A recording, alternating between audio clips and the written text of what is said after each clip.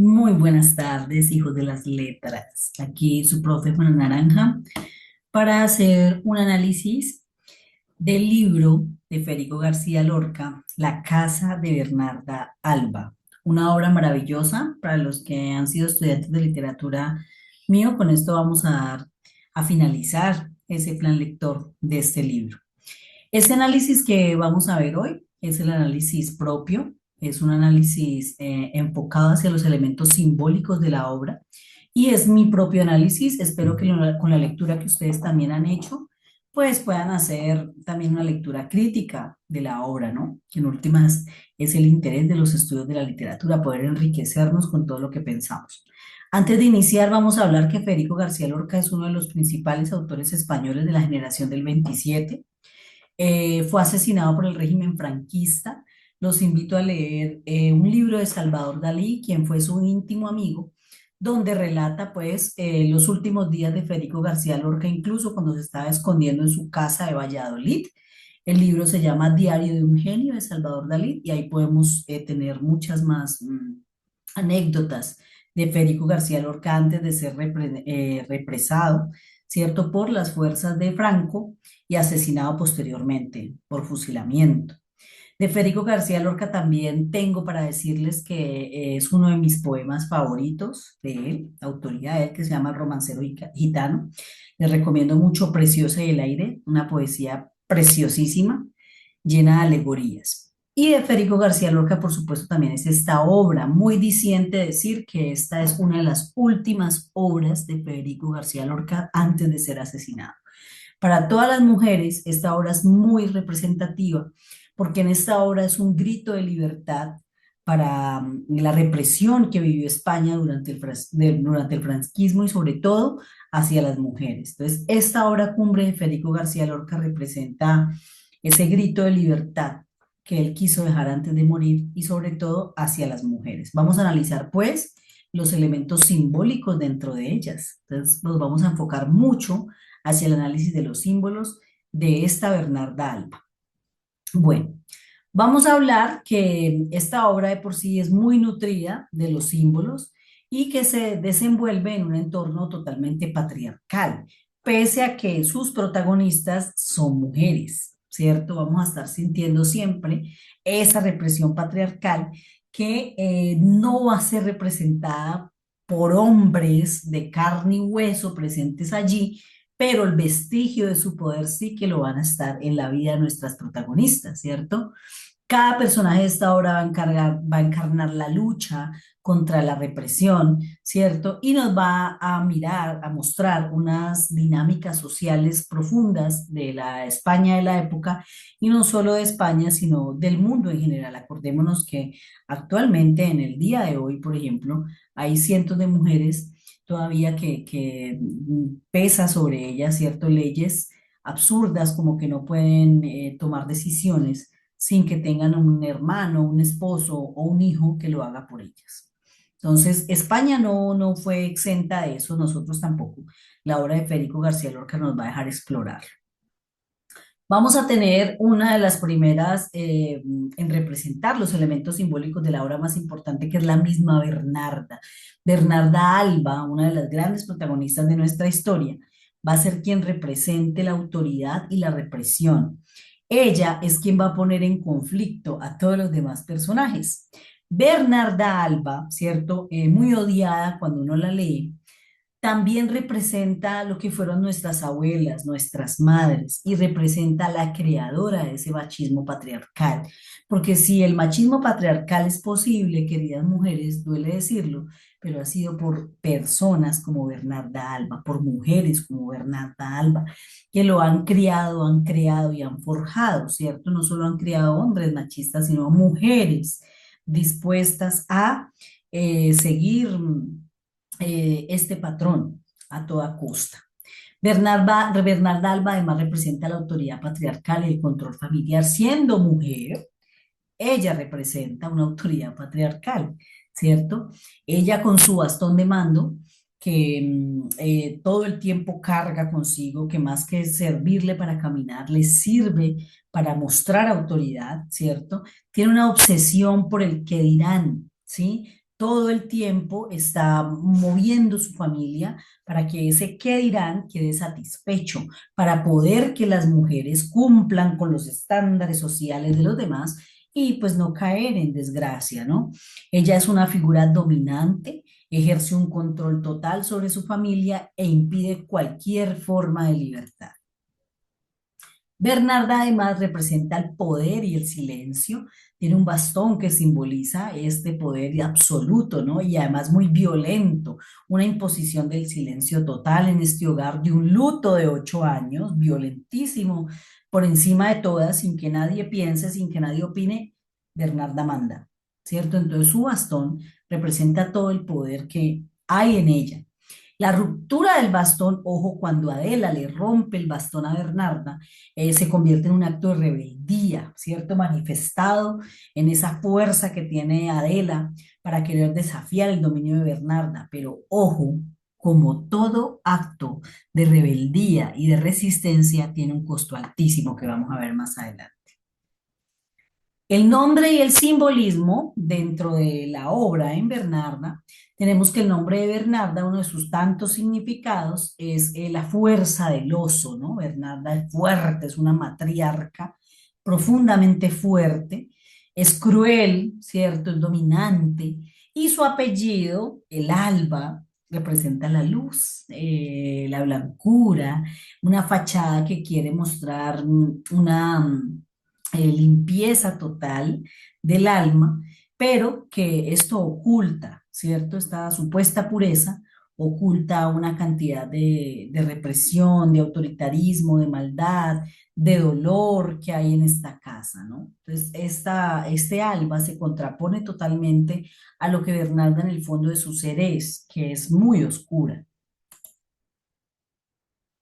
Vamos a tener a María Josefa, un personaje que en lo personal me encanta, me fascina la figura de María Josefa, porque María Josefa, cierto, supuestamente está loca, pero no, María Josefa es la lucidez que le falta a Bernarda. María Josefa le grita todo el tiempo a Bernarda que hay libertad, que las mujeres pueden ser algo más, que la vejez no es morirse consumidas y guardadas, ¿no? María Josefa quiere ir al mar y ese deseo de ir al mar y de vivir una maternidad linda se contraponen a la represión y el encierro de Bernarda, ¿cierto? Entonces María Josefa, con sus años encima, con su vejez encima, con el peso que implica también ser la mamá de Bernarda y con el peso que implica que todos la señalen de loca, ella es quien lucha todavía a pesar de su vejez por esos anhelos y esos deseos de libertad. Y además María Josefa no cree estar loca. Ella está absolutamente convencida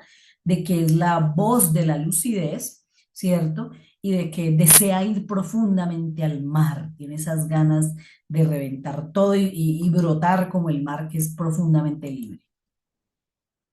Tenemos a Adela, un personaje increíble. Si ustedes van notando, mis queridas mujeres, los chicos también, cada mujer que va pasando en la obra de Federico García Lorca es un arquetipo de los tipos de mujeres que existen en la sociedad, ¿cierto? Hemos conocido Bernardas en nuestras vidas, hemos conocido a María Josefas y por supuesto que hemos conocido Adelas.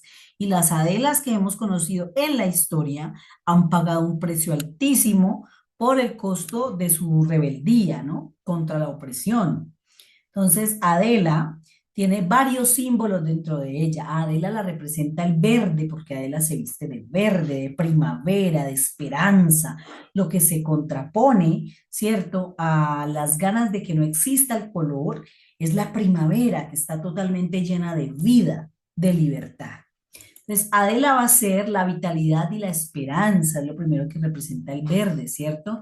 Dentro de esa rebeldía y esa pasión que tiene contra la restricción social, Adela en sus vestidos refleja esas ganas de estar viva, de tener esperanza, de romper con las condiciones que le ha puesto la madre. También tiene conexión con la luna y las estrellas. ¿Qué quiere decir esto? Que Adela, su mente, su corazón, va mucho más allá de la casa, de los rezos, de la religión católica. Adela cree en sí misma, Adela cree en su intuición, Adela cree en su mente, Adela se escucha, está conectada conectada con ella misma y por eso se representa simbólicamente en su conexión con la luna y las estrellas, ¿no? Y desea vivir más allá porque todo el tiempo su intuición y su corazón y su mente le están diciendo que hay un mundo mucho más allá de esta casa encerrada. Ella es mártir de la autonomía femenina y Adela representa a todas las mujeres que han sucumbido ante los deseos de libertad, pero supremamente importante. El dios de esta obra, el escritor de esta obra, Federico García Lorca, le da la posibilidad de Adela de no ser asesinada por ningún régimen como lo fue él.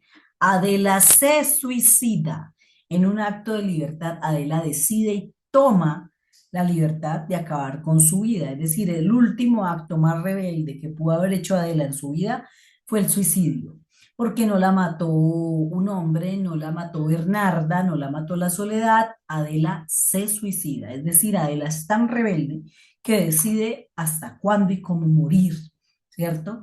Y es una mártir de la causa femenina. Lamentablemente nos recuerda que el costo por la lucha de la libertad muchas veces es la muerte, ¿cierto? Un costo bastante alto. Tenemos también que en la obra se ve reflejado el sufrimiento constante y la manipulación y los celos, nada más y nada menos que en el personaje de Martirio, otro arquetipo femenino que vemos en la obra. Ella es la hija enferma y amargada de Bernarda, constantemente manipula con su enfermedad, ¿cierto? Ella simboliza ese sufrimiento constante en el que algunas veces algunos arquetipos de mujeres caen, ¿sí? Entonces la condición femenina duele, la condición femenina por toda la opresión y la represión es triste. Y entonces este personaje de Martirio nos deja ver un dolor emocional que también se experimenta por un amor no correspondido, ¿cierto? Hacia Pepe el Romano. Ya vamos hacia ese personaje tan importante. Este sufrimiento de Martirio la convierten a ella en una figura trágica en este drama familiar. Martirio también, impulsada por celos y frustración, ¿cierto? Ella roba el retrato de Pepe el Romano y ella indica con esto que tiene un deseo de poseer algo que las demás pues no puedan tener. Ella quiere hacer y tener lo que Bernarda nunca la va a dejar poseer, ¿cierto? Se atrapa en su resentimiento, manipula la verdad sobre lo que puede ocurrir con Pepe el Romano y así desata la tragedia dentro de la casa de Bernarda Alba. Entonces, cuando la represión femenina llega a unos límites donde nosotras no podemos controlar nuestra mente y nuestro corazón, puede ser profundamente trágico para nosotras y los demás, como lo representa Martirio en la obra. Vamos a tener angustias. Angustias es el conformismo y el pragmatismo. Frente a la opresión patriarcal que hemos vivido toda nuestra existencia las mujeres, existen mujeres como angustias. ¿Qué hacen las mujeres como angustias? Sencillo. Es simplemente fácil agachar un poco la cabeza y conformarse un poco con el papel que correspondió, más si este papel no es tan desafortunado. Por ejemplo, Angustias, ¿cierto? Al ser la hija mayor, era vista como una opción favorable de matrimonio porque además ella era quien tenía la herencia, ¿no? La mayor parte de herencia, la verdadera riqueza, la tenía Angustias. Entonces su atractivo financiero le daba cierto poder o cierta ventaja sobre sus hermanas, pese a que ella ya no era tan joven ni tan atractiva, pero tenía un punto a favor para cumplir con la necesidad social de casarse impuesta en esa época tan importante para no ser anuladas como mujeres. Angustias tiene también un carácter pragmático, que es justamente lo que estamos hablando, este tipo de posición que toman algunas mujeres de, pues, de ser pragmáticas. No tengo esto, con esto sobrevivo, no me voy a revelar porque tengo algo con que sobrevivir. Y la lleva a aceptar este carácter pragmático, el matrimonio, para que liberarse del control maternal de Bernarda, para huir dentro de todo a la misma represión de Bernarda, ¿cierto? A pesar de que también para ella implique cierto sacrificio. Vamos a tener a Magdalena, otro arquetipo femenino que significa la resignación y el dolor. ¿Por qué? Magdalena, ¿cierto? Sufre mucho por la pérdida de su padre, lo menciona muchas veces en la obra, está muy tocada por la pérdida y el dolor de su padre y tiene un deseo además de ser hombre, ¿sí? Quiere escaparse de las imposiciones a que le han dado al rol femenino y ella cree que una de las formas de escapar inconscientemente es querer ser hombre. ¿Por qué? Porque el querer ser hombre implica quitarse de encima el peso de ser mujer en una sociedad tan opresiva. Entonces, ¿cuántas Magdalenas nosotros también conocemos, no? Tenemos a Amelia, que es la sumisión y el miedo, ¿cierto? Obviamente ante los regímenes autoritarios y opresivos, siempre la sumisión y el miedo es una respuesta para sufrir menos. Amelia representa la conformidad y la pasividad ante esta autoridad tan marcada y tan agresiva de Bernarda. Ella es sumisa, ¿cierto? Y resalta esa incapacidad para desafiar las normas sociales impuestas por Bernarda. Hemos visto a través de la historia que a pesar de que a veces la gente es golpeada, maltratada, humillada, no son capaces de levantar la cabeza, al contrario, son más serviles y se entregan incluso a las necesidades del tirano, ¿no? Le sirven al tirano. Esto es por el miedo. Llegan a buscar una forma de sobrevivencia en la conformidad y la pasividad, y Amelia representa este arquetipo de mujer y de persona. Ella se siente atrapada en un entorno donde el miedo, ¿cierto? Y la opresión del hombre es lo constante. Y esto desarrolla su desarrollo, su personal y emocional. Entonces empieza más que a pensar por sí misma, es más bien en servir al tirano porque así cree ella que sufrirá menos. Bueno, vamos a tener a una observadora del drama familiar que es la Poncia, un personaje que me encanta también, porque la Poncia es una criada, pero tiene un papel fundamental. ¿Qué hace ella? Ella observa la dinámica familiar y a pesar de ser una subordinada, ¿cierto? Critica la dinámica familiar y incluso se le enfrenta a Bernarda, la desafía, le da ideas a Bernarda, tiene soliloquios con Bernarda bastante fuertes donde cuestiona sus ideas, ¿cierto? Y eso es porque la Poncia tiene un anhelo de justicia, ¿ya? Y lo transmite confrontando a Bernarda. La Poncia también va a representar las voces del exterior que observan a la familia y que se cuelan dentro de la casa para que las mujeres de la casa tengan un oídito a lo que hay afuera, a lo que la gente afuera también piensa, ¿cierto? Entonces la Poncia lleva y trae las polifonías de la casa.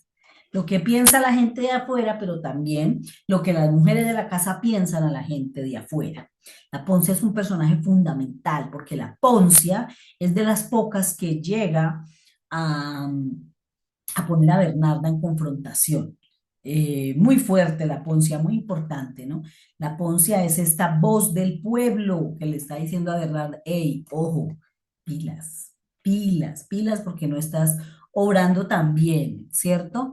Ella al convertirse en esta transmisión de inquietudes y de frustraciones de los que están bajo el dominio de Bernarda, ocupa un papel fundamental como el coro trágico de todos los que vemos el sufrimiento y la opresión de las mujeres, ¿cierto? Quiere hacer un acto de justicia, ¿sí? Entonces ella comunica muchos sentires de todos los personajes y es un coro, representa el coro que está allí pendiente de estas mujeres. Acordémonos que el coro también era una figura importante en las obras antiguas griegas. Digamos que la Poncia en esta obra de Federico García Lorca se representa un poco ese coro. Pepe el Romano, ¿sí? Es el deseo y la opresión masculina. Ojo, fundamental. Federico García Lorca hace una jugada magistral en esta obra al ponernos un personaje como Pepe el Romano, que desarrolla todo el conflicto dentro de la casa, es el que hace explotar el conflicto de todas estas mujeres, pero Pepe el Romano jamás tiene el protagonismo ni de Bernarda Alba, ni de Amelia, ni de Adela, ni de Angustia, ni de Poncia, ni de ninguna mujer de la casa. Pepe el Romano prácticamente está ausente, no es tan protagónico, pero es quien desarrolla el conflicto. ¿Y qué quiere decir esto? Nada más y nada menos que la fuerza patriarcal que opera sobre las mujeres. A pesar de que son ellas las protagonistas, Pepe el Romano es el que, ¡boom!, explota todo el conflicto. Todo lo mueve, ¿qué? Un hombre. El universo de toda esta casa y de todas estas mujeres lo gobierna y lo domina y lo pone en conflicto un hombre. Entonces simboliza ese poder patriarcal que aunque no esté propio como persona en carne y hueso, está allí, latente en la mente de las mujeres, en nuestro sentir y en nuestras formas de actuar. Ya está impregnado, ¿cierto? Eso es lo que quiere mostrar Federico García Lorca a través de este simbolismo, porque él es el catalizador del conflicto, ¿cierto? Aparece como esto, simboliza ese deseo sexual masculino y la hipocresía social, ¿sí? Hay que satisfacer esa hipocresía social. Y el poder simbólico, lo más fuerte de Pepe Romano en su poder simbólico es que precisamente casi no está dentro de la obra, ¿sí? Al estar tan ausente nos deja ver que sin necesidad de estar, gobierna todo, exactamente como el poder patriarcal. Los símbolos recurrentes en la casa de Bernarda Alba, los símbolos que en mi opinión, ¿cierto? Están dentro de la obra y que en específico representan la opresión y el deseo. Va a estar la casa, que simboliza una prisión opresiva, las paredes blancas, que representan una supuesta pureza, que en realidad esconde el sufrimiento interno. ¿Cuántas veces las instituciones no se disfrazan de fachadas hermosas que por dentro están totalmente corruptas? Las puertas y las ventanas cerradas, ¿cierto? Representan la reclusión de las mujeres, simbolizan el control estricto de la autoridad materna y la prohibición del exterior. ¿Cuántas veces las mujeres no han sido representadas en grandes castillos dentro de una torre, ocultas para que nadie venga a buscarlas? Entonces, las puertas y las ventanas de esta obra de Federico García Lorca vuelve otra vez a representarnos esto. El agua estancada, muy importante dentro de la obra. En la casa vemos agua estancada. Simboliza muerte y estancamiento, lo que no se mueve, lo que no tiene renovación, lo que se queda como las viejas tradiciones, como lo que no quiere cambiar dentro de la mente, ¿cierto? Contrastan totalmente con el mar, que representa vida y libertad. ¿Quién llama el mar? María Josefa todo el tiempo llama el mar, ¿cierto? Ese deseo de María Josefa de ir al mar, y Adela y su rebeldía frente a la madre se oponen totalmente al agua estancada. Está el mar, símbolo de libertad y de vida absoluta, de fuerza. No hay nada que se pueda oponer al mar, ¿cierto? Es un símbolo de escape que lleva a todas partes, que recorre el mundo, que se cuela, que se drena, que no tiene paradero y que muchos personajes anhelan en la obra. Especialmente María Josefa y Adela, los personajes que más libertad buscan, son los que más mencionan el mar. Entonces el mar representa vida y libertad dentro de la obra. Están los colores que definen la obra, el blanco, el negro y el verde. El blanco va a representar la apariencia, la doble moral, la aparentadera, todo impoluto, limpio y transparente, ¿cierto? El negro, que detona el luto y la represión, y el verde, que simboliza la rebeldía y el deseo, especialmente en Adela. Por último, vamos a tener que esta obra representa entonces la tensión entre la represión y el deseo, ¿cierto? Los personajes de la casa de Bernarda Alba van a encarnar distintas dimensiones de lucha entre esta represión social y el deseo individual. Sus nombres, sus colores, sus símbolos lo dejan ver. Y Federico García Lorca refleja con estas tensiones cómo hay un entorno dominado por la autoridad patriarcal. Importantísimo entender que fue una de las últimas obras de Federico García Lorca antes de ser fusilado por el régimen franquista, y también entender que el régimen franquista cometió muchos atropellos frente a las mujeres, sus normas y directrices frente a la mujer eran brutalmente machistas. Los invito a investigar sobre el franquismo. Muchísimas gracias por haber visto este video. Fue un placer absoluto.